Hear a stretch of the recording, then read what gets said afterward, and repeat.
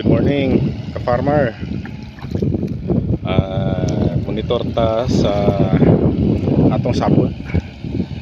Kay ni pahibalo tong ato ang kuan in charge diri sa talamnan.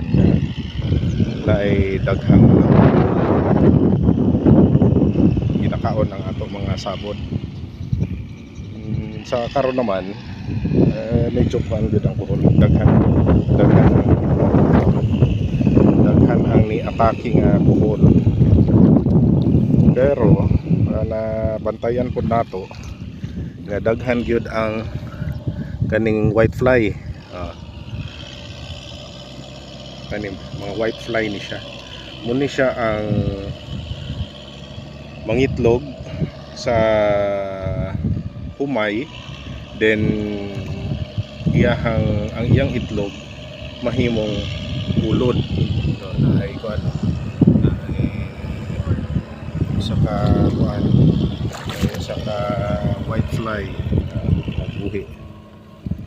So muni ang kuan, muni ang sitwasyon sa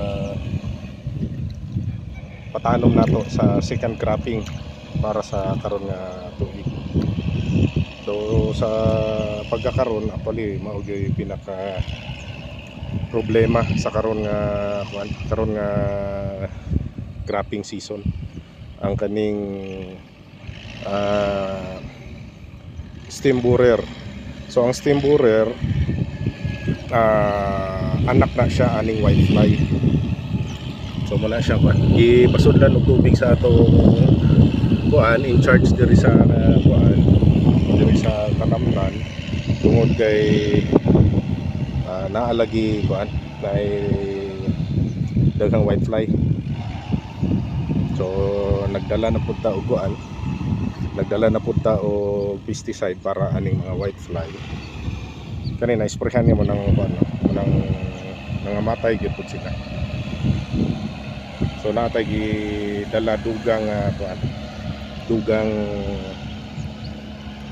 pesticide dayon hasta sa kuhol kay naamay mga kuan, naapoy mga problema kabahin sa kuhol.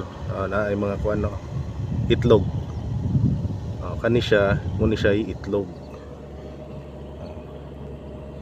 Ani itlog sa whitefly. So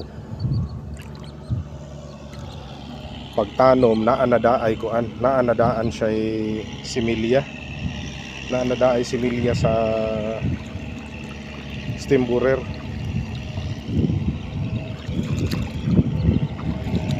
Wala siyang kuan jud, kinahanglan jud close monitoring sa karon nga season. So